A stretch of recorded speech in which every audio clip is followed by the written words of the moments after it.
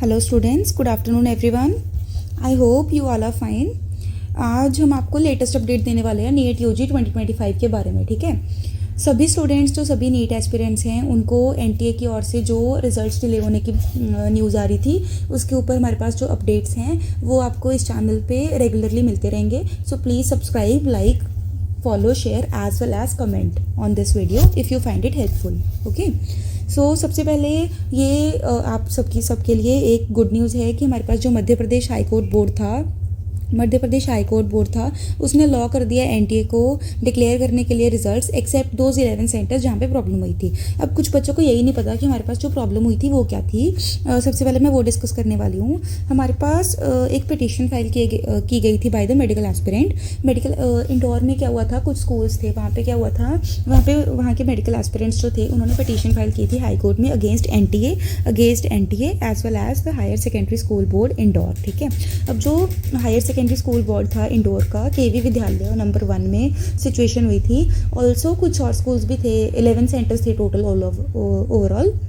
वहाँ पे क्या हुआ था, हमारे पास वहाँ पे उस दिन तूफान आया, काफ़ी बारिश हुई, काफ़ी आंधी चल रही थी जिसकी वजह से हमारे पास पावर कट हो गया था, पावर आउटेज हो गई थी फॉर 1 to 2 आवर्स। हमारे पास जो पावर कट हुआ था वो अराउंड 3:30 PM हुआ था और लाइट आई थी अराउंड 4:30 PM। अब जो हमारे पास एग्ज़ाम था वो था 2 to 5, ऑलमोस्ट 1 आवर के लिए लाइट गई हुई थी।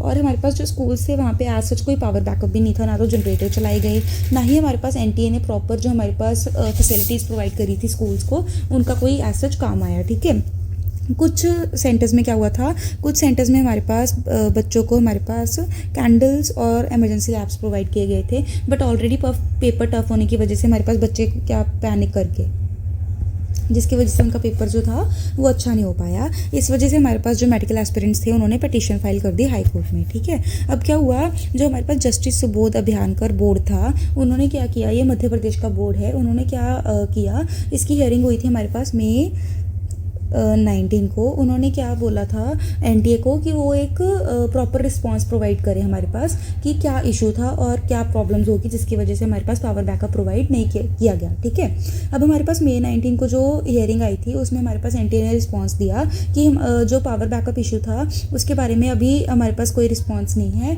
और हमारे पास अभी हमने डिस्कशन करनी है कि रीनीट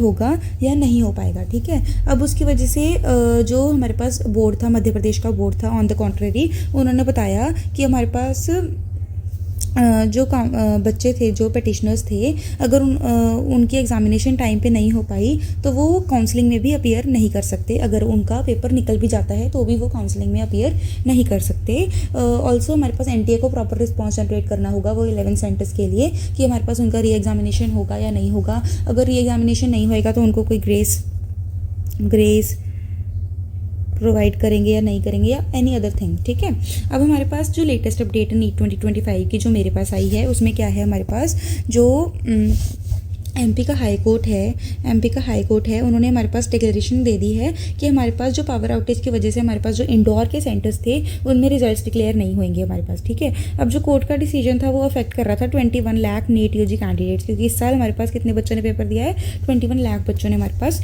पेपर दिया है। ठीक है, अब इशू तो मैंने आपको सबको बता ही दिया। ये कौन से स्कूल में हुआ था, केंद्रीय विद्यालय नंबर 1 में हुआ था हमारे पास मई 4 को, जिस दिन पेपर हुआ था। ठीक है, इसकी वजह से कैंडिडेट्स की परफॉर्मेंस जो थी डिक्रीज हो गई थी और पिटिशनर ने हमारे पास री एग्जामिनेशन डिमांड की थी या फिर हमारे पास अल्टरनेटिव मेजर्स जैसे कि ग्रेस हो गया या कोई भी अदर। ठीक है, या फिर हमारे पास कोई कट ऑफ होगी कि उनकी कट ऑफ कम हो जाएगी या एटसेट्रा, कुछ भी हमारे पास रिस्पॉन्स हमारे पास एनटीए की तरफ से उन्होंने मांगा था। ठीक है, अब जो कोर्ट्स की ऑब्जर्वेशन क्या थी, हमारे पास जो एनटीए था, एनटीए ने हमारे पास कोई भी रिस्पांस हमारे पास प्रोवाइड नहीं किया कि प्रॉपर कंडीशंस हमारे पास एग्जाम में क्यों नहीं आ पाई और क्या इशू हुआ था। ठीक है, जिसकी वजह से हमारे पास इम्पैक्ट क्या हुआ, हमारे पास नेशन वाइड हमारे पास जो स्टूडेंट्स थे उनका जो रिजल्ट था वो डिले बता रहे थे।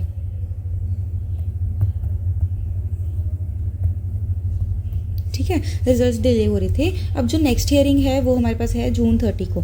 वैसे तो एक्सपेक्टेड डेट हमारे पास जून 14 है। जो बच्चे इंडोर वाले नहीं हैं, जो बाकी बच्चे हैं, उनके रिजल्ट्स जून 14 के आसपास ही हमारे पास आ जाएंगे। बट जो इंडोर वाले स्टूडेंट्स हैं उनका रिजल्ट्स की अभी डिस्कशन होगी, प्रॉपर रिस्पॉन्स जनरेट होगी, हियरिंग होगी हमारे पास। जो हमारे पास नेक्स्ट डेट है वो जून 13 है, ठीक, जून 30 है, ठीक है, जिसकी वजह से हमारे पास जो उनके रिजल्ट्स हैं वो बाद में आएंगे, ठीक है। और हमारे पास एनटीए ने अभी तक कोई क्लैरिफिकेशन इसके ऊपर नहीं दी है, और जो हमारे पास कोर्ट्स की एलिगेशन है वो रेज्ड है, ठीक है, अगेंस्ट दिस पिटीशन।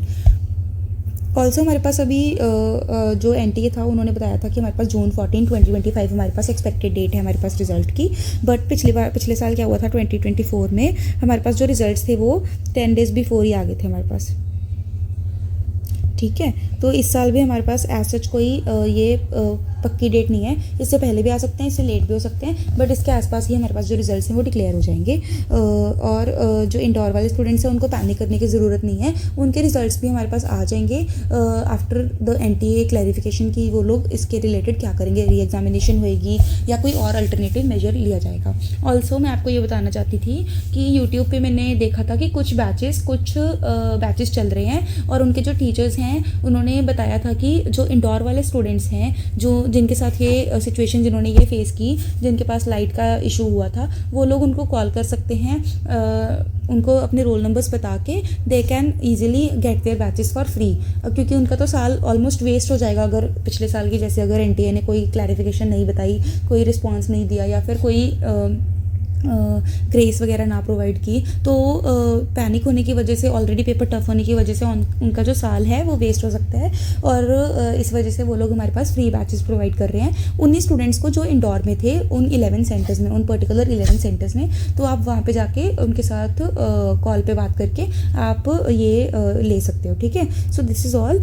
ऑल्सो ये जो मैंने अभी आपको इन्फॉर्मेशन दी है ये मैं अपने नेक्स्ट वीडियो में डाल दूँगी कि कौन से बैचेस फ्री चल रहे हैं और कौन से बैचेस आपको ये प्रोवाइड कर देंगे, ठीक है।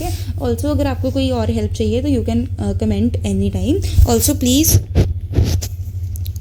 Do subscribe,